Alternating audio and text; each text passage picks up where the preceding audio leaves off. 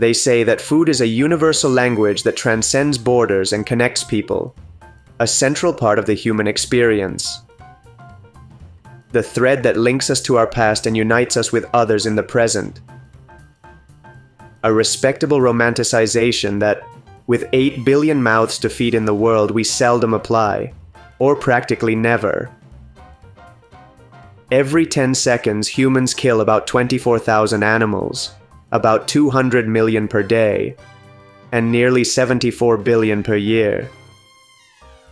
This means that every year and a half, we kill more animals than people have lived in the 200,000 years of human history. While the world's population has doubled in the last 50 years, the amount of meat we produce has quadrupled. This global behavior is likely to be one of those things future generations will look upon with disapproval, because this industry is very close to reaching a tipping point. In 2013, the FAO, the specialized agency of the United Nations that leads international efforts to eradicate hunger, published a report that generated enormous media uproar. The report began with an almost apocalyptic prediction. According to the committee's projections, by 2050, the human population will have reached 9 billion. A moment when global food production, to meet that demand, will need to increase by 70%. And if current habits continue, if emerging economies keep joining what until recently was a luxury reserved for the self-proclaimed first world, meat production will almost have to double. The way we currently produce it is already disastrous for the environment. Doubling production would be a sentence. 26% of the planet's dry surface is already dedicated to livestock grazing, which at the same time is responsible for 18% of greenhouse gas emissions. The driver of global warming.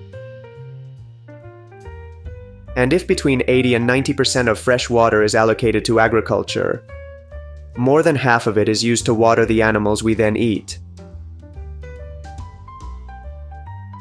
Without even delving into ethical considerations, what is certain is that we are putting enormous pressure on the sky, land, and sea, willingly placing ourselves at the brink of a food and climate crisis. UN scientists were suggesting that if we expected to feed all those people, considering that by the end of the century we could reach 11 billion human beings, we needed a profound change in our habits. It's not that conventional livestock farming is incompatible with a sustainable food system, but mass production and the way we do it simply are not. The food system requires alternative sources of protein. One that, although unexpected and strange to many, can truly change the world by reducing the impact on ecosystems. El motivo por el que el reporte de la ONU provocó tanto ruido mediático es porque hablaron de la que decían iba a ser la comida del futuro, y esta no era otra que los insectos. Y realmente no dejaron mucho espacio para la intriga. Era literalmente el título del informe: Insectos comestibles, perspectivas futuras para la seguridad de los alimentos y los piensos. Aquel estudio de 2013 era el primer esfuerzo de la FAO por documentar todos los aspectos sobre la aplicabilidad de la entomofagia, que no es más que la ingesta de insectos como alimento para los humanos. Su intención era deconstruir todas las ideas preconcebidas sobre los bichos y contribuir al desarrollo de un sector que podía salvarnos de la crisis alimentaria que está por venir. Lo que tengo aquí es un surtido de hormigas tejedoras que me ha llegado de Tailandia. Las hormigas tejedoras se consideran un manjar en muchas culturas y en Tailandia, por ejemplo, es muy común usarlas en ensaladas, sopas, salsas. Nutricionalmente, el 42% de su peso seco es proteína, superior a muchas fuentes proteicas tradicionales. Tienen grasas saludables y son ricas en minerales y vitaminas, incluida la B12. Pero bueno, a ver si es tan manjar como dicen. Lo voy a meter con la cuchara.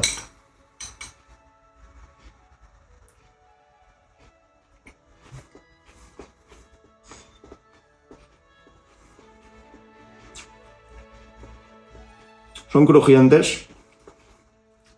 Esperable.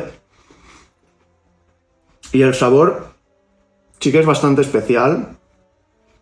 Que al principio parece que no va a saber a nada, pero luego sabe. Es así entre amargo y cítrico, que también tiene sentido. Porque para proteger a la colonia, las hormigas secretan ácido fórmico, que es una especie de repelente químico contra los depredadores y que también sirve como feromona, un mensajero para comunicarse entre ellas de peligros, presencia de comida o de si están siendo atacadas. Entonces, este ácido fórmico que segregan, pues hace que sí, que tenga lo que ya había leído, esta especie de sabor amargo, cítrico.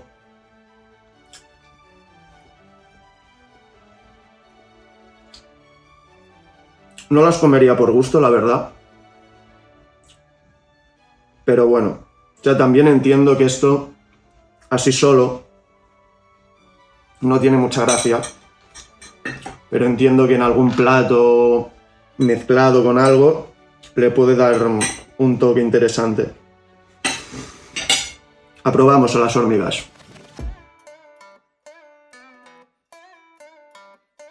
Two-thirds of the known animal species are insects. They are everywhere. In fact, it is estimated that for each of us, there are 1 billion of them. They have survived and thrived on Earth for more than 500 million years, adapting to practically every environment. Due to their unparalleled ecological diversity and their role in maintaining the delicate balance of nature, insects are essential for the world to move in harmony with life. Without them, the pillars of each and every ecosystem would collapse. For many, the idea of eating insects may seem strange, but in places like Thailand, it is almost a way of life. Originating in rural areas, entomophagy has reached large cities in recent decades, where it has become quite a phenomenon. To the point of making Bangkok the mecca of the edible insect craze.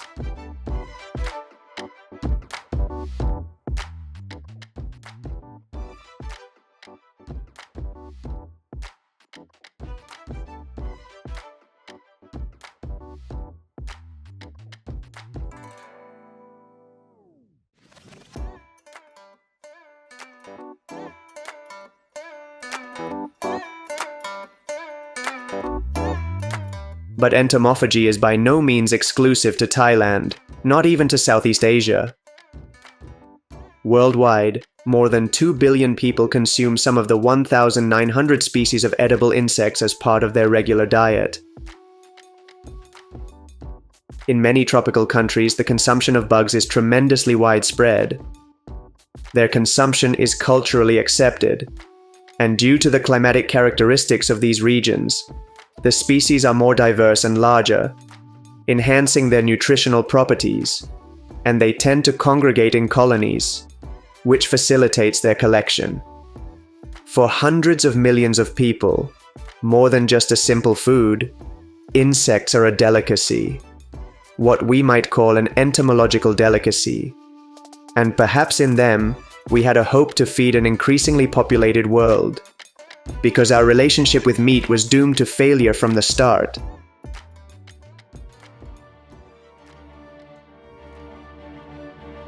At the dawn of human history, hominids began hunting large animals about 2 million years ago. Meat was a treasure trove of calories, fats, proteins, minerals, and vitamins. These gifts of nature contributed to the development of what would eventually become the human brain. Simultaneously, these hunting activities required tools and advanced social cooperation, something that drove the development not only of the earliest technologies and complex social structures, but of language itself. In a sense, eating meat is what made us human. It is natural that we like it. It is deeply rooted in our biology.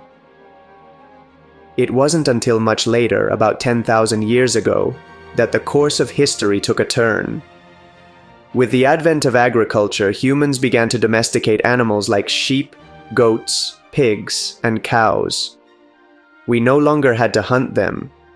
We were raising our food, having access to a stable source of meat. Through primitive genetic engineering, we turned wild roosters into chickens, boars into pigs, oxen into cows. One of the most important events in human history.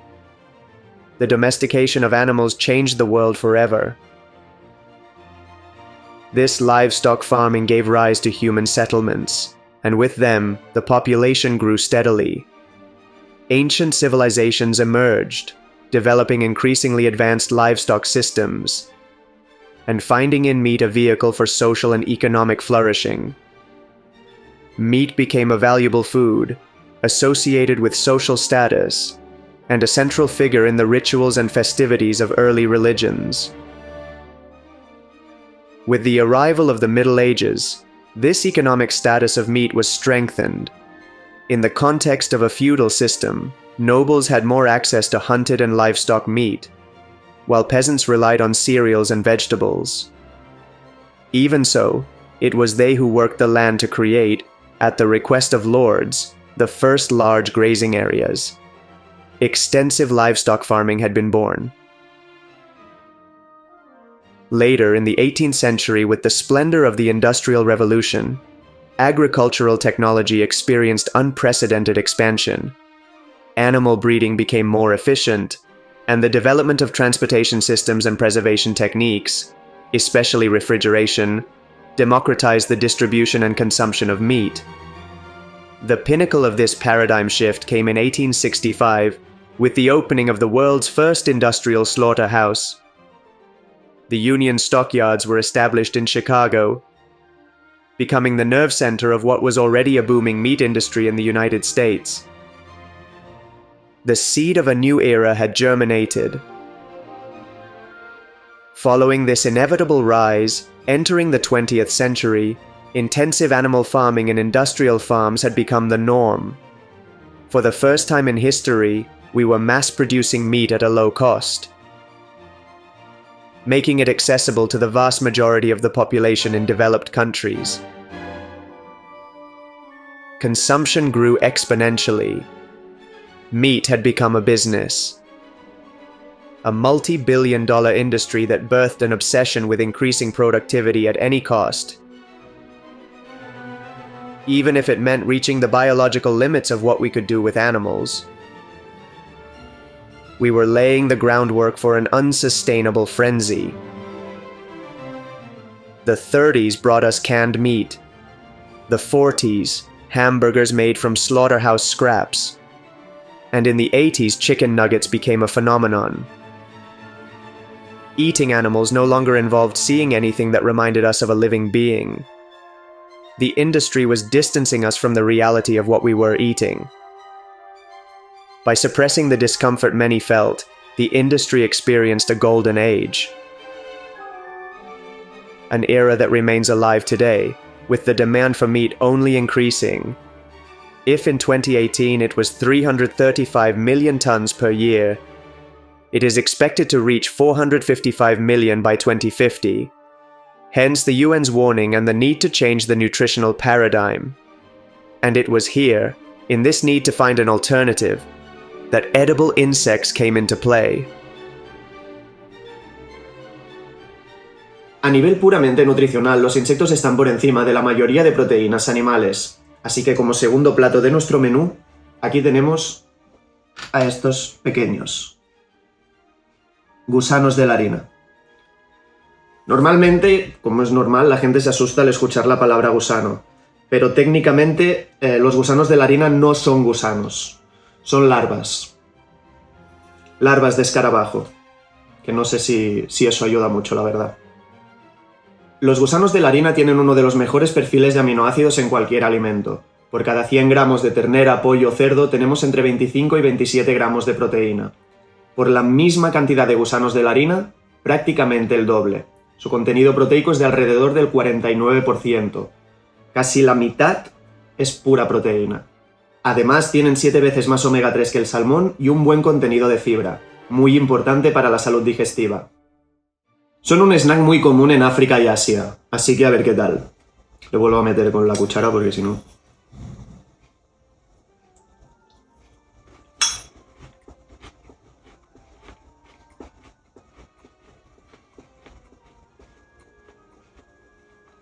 Muy crujientes otra vez. Buah, y tienen muchísimo sabor a nuez. O sea, si no sabes que estás comiendo esto, te piensas que es una nuez.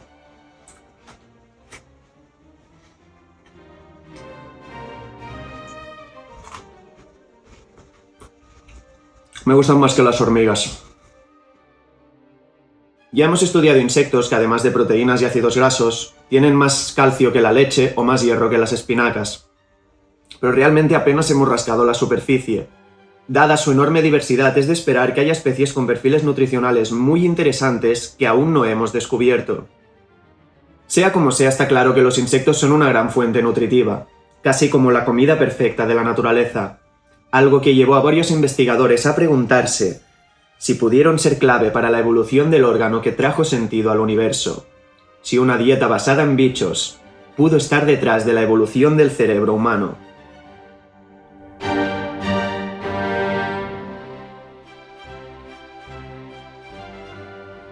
In 2018, a team of researchers from the University of Michigan initiated a study about a strange and crucial chapter in human evolutionary history. Between 3 and 4 million years ago, one of our ancestors, the extinct hominid Australopithecus afarensis, inhabited the savannas of East Africa. All lines of investigation pointed to something remarkable happening in their brains. Over a span of 1 million years, Australopithecus experienced a 20% increase in brain size.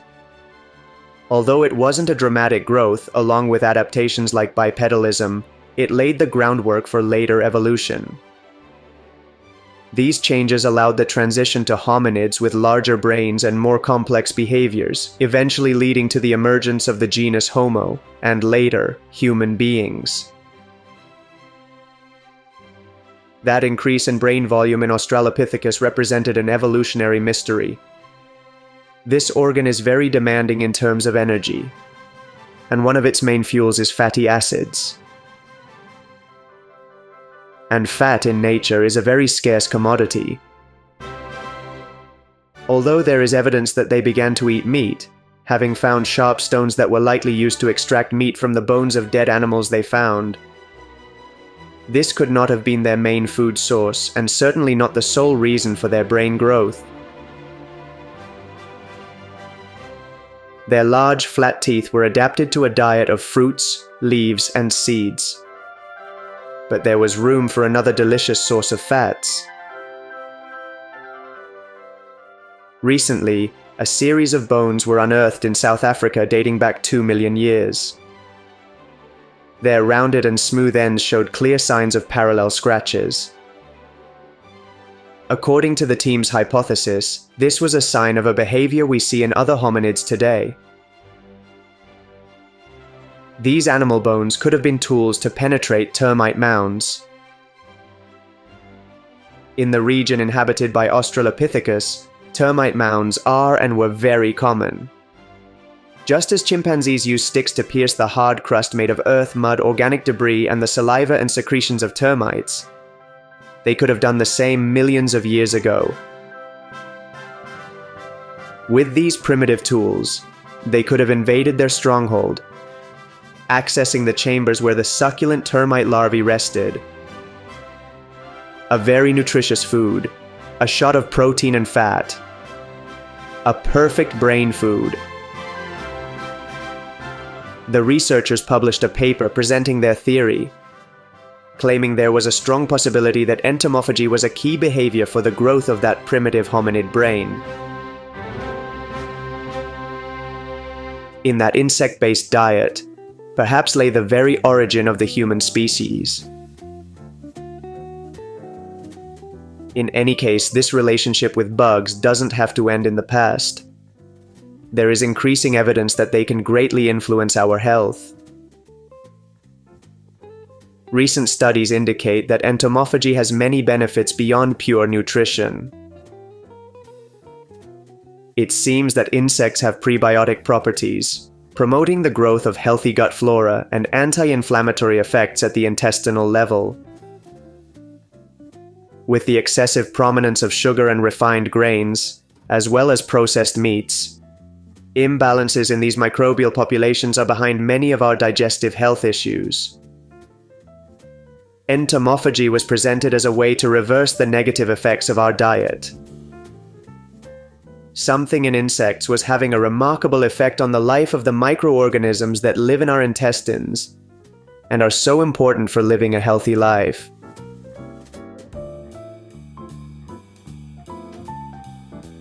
Y es probable que la respuesta no esté en su interior. A diferencia de los vertebrados, los insectos no tienen un esqueleto interno. Dependen de una especie de armadura externa a la que llamamos exoesqueleto. Y este exoesqueleto está formado principalmente por quitina, un polisacárido que le da su rigidez y resistencia. En forma de microfibrillas entrelazadas y embedidas en una matriz de proteínas, da lugar a una estructura robusta.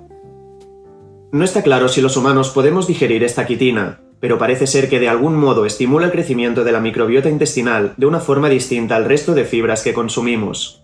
Y para comprobarlo, aquí tengo estos grillos. El doble de proteína que la ternera, 1.6 veces más calcio que la leche, 2 veces más hierro que las espinacas y 7 veces más B12 que el salmón.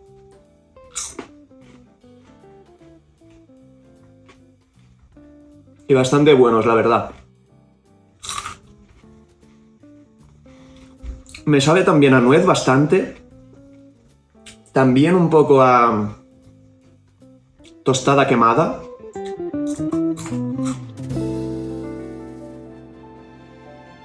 Alongside everything we've seen, it's important not to forget that insects produce protein much more efficiently than any other animal. And here lies the key to reversing the environmental problems of the aggressive meat industry.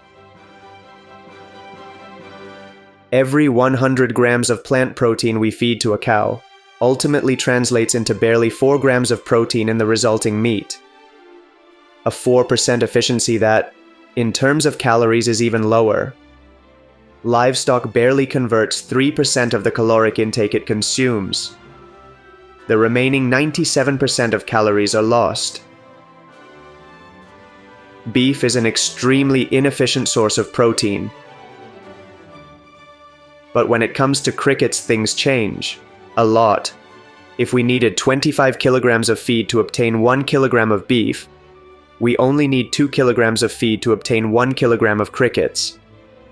Insects are much more efficient, between 12 and 25 times more than livestock, at converting what they eat into body mass. The reason lies in their physiology. Mammals and birds are warm-blooded animals, technically known as endothermic organisms. We generate a tremendous amount of body heat. We spend many metabolic resources maintaining a stable temperature and not relying on environmental heat. Insects don't care about that dependency. They are ectothermic beings. Cold-blooded. They're unable to generate body heat. If it's warm outside, their body temperature rises. If it's cold, they lose heat to the environment. They're at the mercy of what's happening outside, something that can limit their activity and survival in extreme conditions. But at the same time, it offers them a huge advantage over warm-blooded animals. By not expending the large amounts of energy needed to maintain a constant temperature like we do, they can survive on much less food.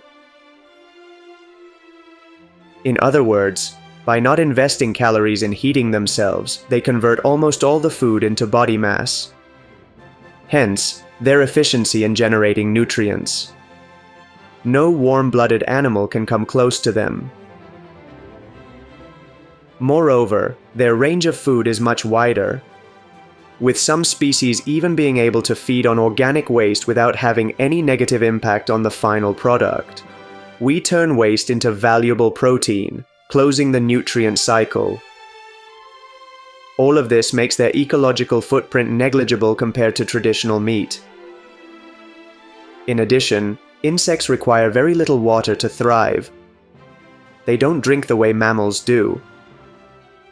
They obtain the water they need by absorbing moisture from the air and their diet. This means that while producing 1 kilogram of beef requires the immense amount of 22,000 liters of water, that same weight in crickets requires only about 850 liters. Likewise, livestock farming, especially the rearing of ruminants like cows and sheep, is a significant source of methane, a greenhouse gas that represents one of the major environmental problems associated with the meat industry and is produced during digestion in the enteric digestion process. As of today, meat production is directly responsible for 37% of methane in our atmosphere, accelerating the global increase in temperatures. In contrast, insects do not significantly produce methane, as their digestion does not involve the enteric fermentation that occurs in ruminants. Their carbon footprint is much lower. So much so that many studies estimate that insect production emits 100 times fewer greenhouse gases per kilogram of protein compared to traditional meat production. Another major problem with this industry is deforestation. Large areas of tropical forests and other forest lands are cleared to convert them into pastures for livestock, which destroys the habitats of many species of plants and animals.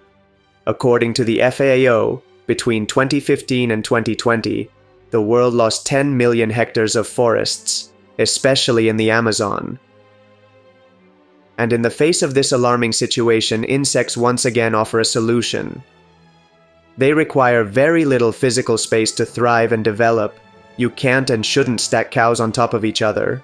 But with bugs, there's no problem. They can be raised in vertical and dense facilities, maximizing space utilization. We need volume, not extension. By needing much less land and being able to do so even in industrial facilities in urban spaces, insect farming can greatly contribute to reducing pressure on forests. Coupled with their short life cycles and rapid reproduction, we have a fast and constant production of proteins. Their efficiency in using space, water, and food, along with their very low level of greenhouse gas emissions, make insects a viable alternative towards global food security, and essentially a more sustainable future. Esta era la conclusión del informe de 2013 de la ONU. La perspectiva era tan buena y el impacto mediático fue tan grande que hubo una especie de boom por los insectos comestibles. En ellos podíamos tener una accesible forma de proteína que básicamente podría alimentar al mundo entero. Sobre el papel todo era fantástico, pero había la duda de si realmente íbamos a poder pasar de criar cerdos, pollos y vacas a criar insectos. Si de verdad íbamos a alimentar con ellos a miles de millones de personas, la cantidad de insectos que teníamos que producir era inmensa. Más del 90% de los insectos que se consumen hoy son recolectados de su ambiente natural, como este escorpión que tengo aquí. Técnicamente es un arácnido y no un insecto, pero vaya, que entra en la categoría de bicho, así que cuenta como entomofagia. Otra vez tiene muchísima proteína, grasas saludables, B12 y veneno, que en teoría se neutraliza al cocinarlo. O eso espero.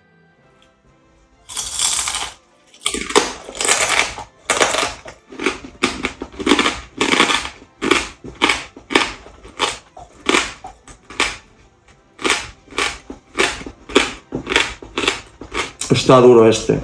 Está mejor que el que me comí en Tailandia. Eso sí.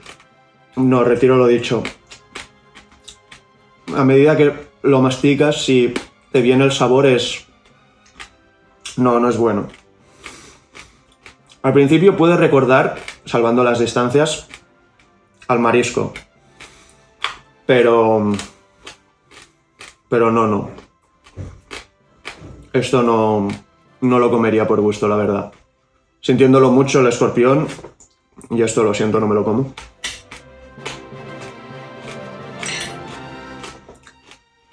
No aprueban este menú. Pero esta recolección natural no es viable para alimentar a todo el mundo. Por eso, especialmente desde el informe de la ONU, muchas startups pusieron los pilares para lo que hoy ya es una industria de cría de insectos. Un negocio emergente que en Estados Unidos había pasado de no existir a en 2017 ser una industria de 20 millones de dólares. Aunque esté en las primeras fases de su vida y hay obstáculos que todavía no tenemos del todo controlados, como encontrar las condiciones de máxima eficiencia para esos seres ectotérmicos tan sensibles a las temperaturas, poco a poco todo se va perfeccionando y la economía de la entomofagia crece lentamente pero sin pausa en todo el mundo. El cambio ya está aquí, ya hay granjas de insectos y la legislación cada vez se abre más. Pero el gran reto no es técnico. Dentro de lo que cabe, criar insectos no es difícil. Lo que es difícil es que alguien vea algo como esto en su mesa y se lo quiera comer.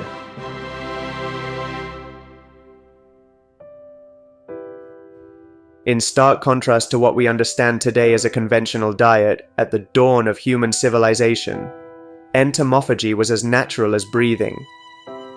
The earliest humans were hunter-gatherers who consumed a wide variety of foods, essentially anything available in their environment, including insects.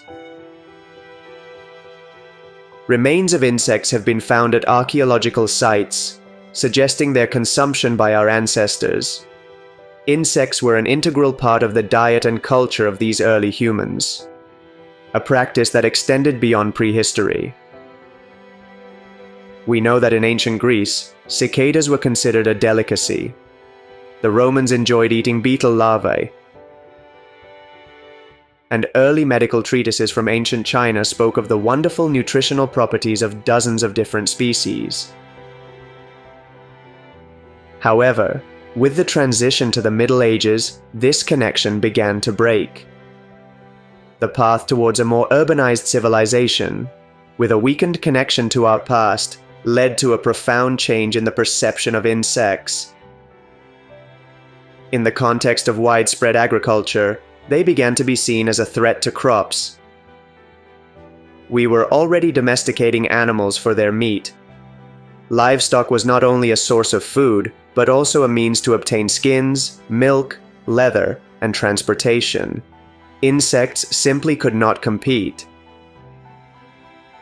At the same time, biblical accounts of insect plagues sent by God upon cities as punishment deeply and insidiously influenced the collective imagination.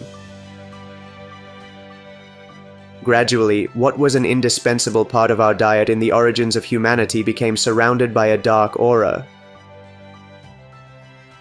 While in Africa, Asia, and pre-Columbian America, the consumption of insects remained common, in Europe, insects came to be seen as the enemy, creatures that ate our crops and were protagonists of biblical punishments.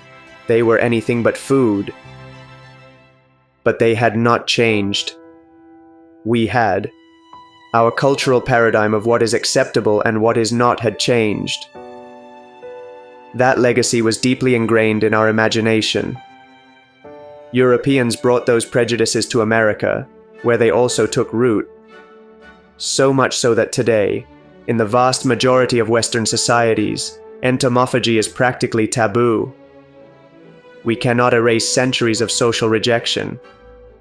We have learned to feel disgust towards them and to associate it with primitive behavior. But it is only in the West that gastronomic perceptions lead us to reject insects as food. And even here, attempts have been made for a long time to demonstrate their potential. In 1885, entomologist Vincent Holt wrote the manifesto, "Why Not Eat Insects?" where he argued that philosophy urges us not to neglect any healthy source of food, and ultimately offered several delicious recipes made from insects. However, that cultural heritage was too strong. And although our aversion to insects may seem innate, the reality is that psychology has shown that disgust towards insects is nothing more than a socially learned behavior. Children are not born with a rejection of them. It arises with age through social conditioning. As we grow older, we see societies in the East that include insects in their diet as barbarians who eat bugs because they cannot afford meat. But that is too superficial a view. and although the path may be slowly opening up in the West, there is still much work to be done. And it all comes down to achieving that paradigm shift, breaking down centuries of prejudice towards bugs. Por suerte, los paradigmas relacionados con la comida no dejan de evolucionar. Hace 30-40 años la idea de comer pescado crudo era algo impensable aquí en Occidente. No fue hasta que un visionario chef de San Francisco inventó el California Roll, escondiendo el pescado crudo dentro del arroz, que la visión cambió. Y ahora el sushi es una de las comidas más populares en todo el mundo. Sin ese cambio de perspectiva, sin esa adaptación a nuestras costumbres, tal vez nunca hubiera salido de Japón. O las langostas, por ejemplo, una especie de insecto del mar que hoy se considera un manjar y un alimento gourmet, pero hace siglos tenía una reputación muy distinta. Durante los siglos XVII y XVIII en las colonias americanas la langosta, o rata del mar como le llamaban, era tan abundante que se consideraba una comida de pobres. Se sabe que los sirvientes y los prisioneros se quejaban de tener que comer langosta con demasiada frecuencia, porque se veía como un alimento sucio que se le daba de comer al ganado. Tanto es así que en muchos contratos de servicio se estipulaba que a los trabajadores no se les podía dar langosta más de 2 o 3 veces por semana. Comerla era casi como un castigo. Pero con la invención del transporte ferroviario y las técnicas de conservación se empezó a comercializar en el interior del país, donde no era tan abundante.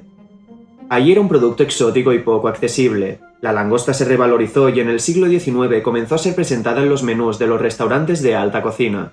Ahí ya tenemos a la élite de la sociedad comiendo langosta, y lo que hasta hacía poco era una rata del mar, de repente era un símbolo de estatus social y de lujo. Con los insectos tendríamos que pasar por un proceso similar. Y quién sabe, quizás en un futuro veremos algo como esto, como un manjar. En Camboya, la caza de tarántulas es una práctica habitual. Las buscan en sus madrigueras y luego las fríen hasta que quedan crujientes y con un sabor que dicen es parecido al cangrejo. En regiones donde el 40% de los niños sufren desnutrición, algo así cargado de proteínas y vitaminas no tiene en absoluto la connotación negativa que le damos nosotros. Aunque cuesta no dársela con los colmillos y los pelos estos, pero bueno.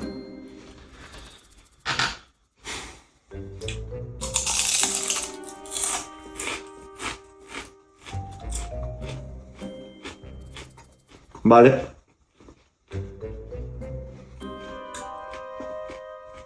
Lo primero que digo es curioso. No está rico. Más que nada porque notas los pelos y que hay sustancia, o sea, aquí hay carne, no es como los otros. Además se ve que esta parte es la más rica en teoría, pero es por los excrementos parcialmente digeridos. Así que mejor no pensar eso. Mejor pensar que es, no sé, un cangrejo de tierra.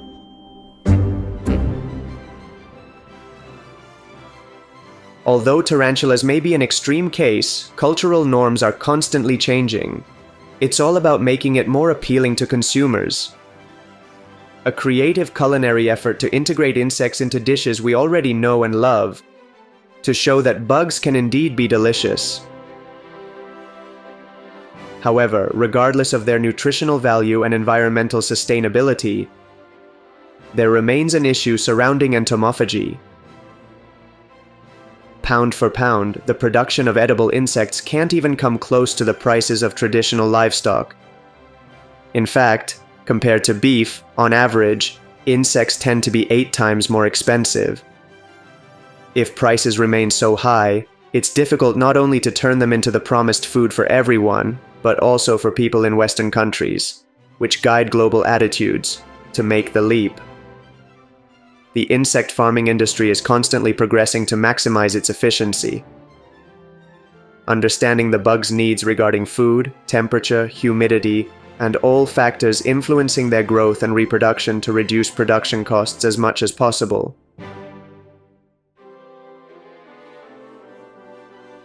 This bug agriculture is still in its infancy. The insects they work with are still very similar to their wild form. And just as we did with cows, chickens, and pigs back in the day, that scalability will require artificial selection, a modification of the species so that we produce more with less. Many companies are joining that ambition. Driven by the need to find sustainable protein sources, the edible insect industry is experiencing significant growth worldwide.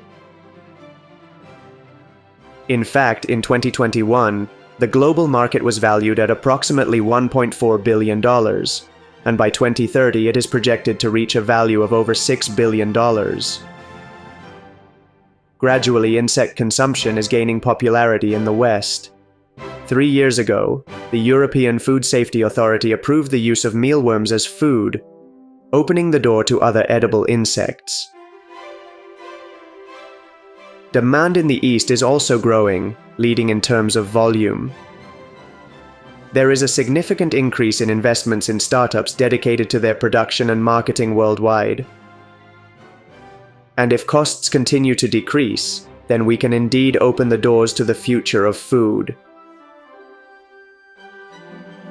Como especie, no podemos seguir consumiendo carne en las cantidades o al ritmo que lo estamos haciendo sin sacrificar el futuro del mundo.